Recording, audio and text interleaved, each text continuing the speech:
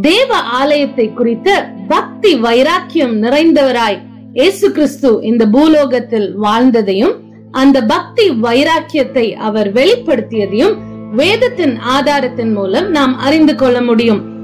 மத்தேயு 21:13, மார்க்கு 11:17, லூக்கா 19:46 வசனங்களிலே நாம் வாசிக்கும் பொழுது, என்னுடைய வீடு எல்லா ஜனங்களுக்கும் ஜெப வீடு எனப்படும் என்று எழுதியிருக்கவில்லையா? நீங்களோ அதை கள்ளர் குகையாக்கினீர்கள் என்று அவர்களுக்கு சொல்லி உபதேசித்தார் என்று சொல்லி வேதத்திலே நாம் பார்க்க முடியும்.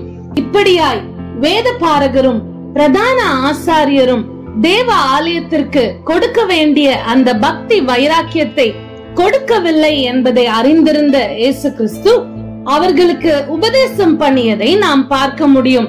யோவான் 2:16-17 வசனங்களிலே வாசிக்கும் பொழுது, புறா விற்கிறவர்களை நோக்கி, இவைகளை இவ்விடத்திலிருந்து எடுத்து கொண்டு போங்கள், என் பிதாவின் வீட்டை வியாபார வீடாக்காதிருங்கள் என்றார்.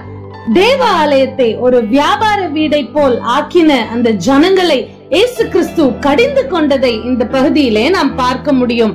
தொடர்ச்சியாக யோவான் 2:17 இப்படியாய் குறிப்பிடுகிறது, அப்பொழுது உம்முடைய வீட்டை குறித்து உண்டான பக்தி வைராக்கியம் என்னை பட்சித்தது என்று எழுதியிருக்கிறதை அவருடைய சீஷர்கள் நினைவு கூர்ந்தார்கள். ஆம், இயேசு கிறிஸ்து இப்படியாய் தேவாலயத்தை குறித்த தம்முடைய உணர்வை வெளிப்படுத்திய போது இயேசு கிறிஸ்துவின் சீஷர்கள் அவருடைய பக்தி வைராக்கியத்தை உணர்ந்து கொண்டதை இந்த வேத பகுதி நமக்கு தெளிவாக குறிப்பிடுகிறது.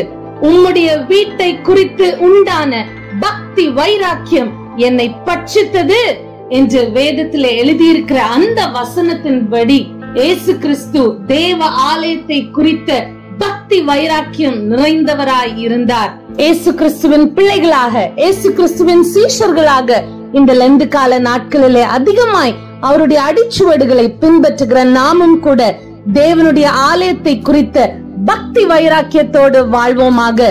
1 கொரிந்தியர் 3:17 வாசிக்கும் பொழுது, ஒருவன் தேவனுடைய ஆலயத்தை கெடுத்தால் அவனை தேவன் கெடுப்பார்.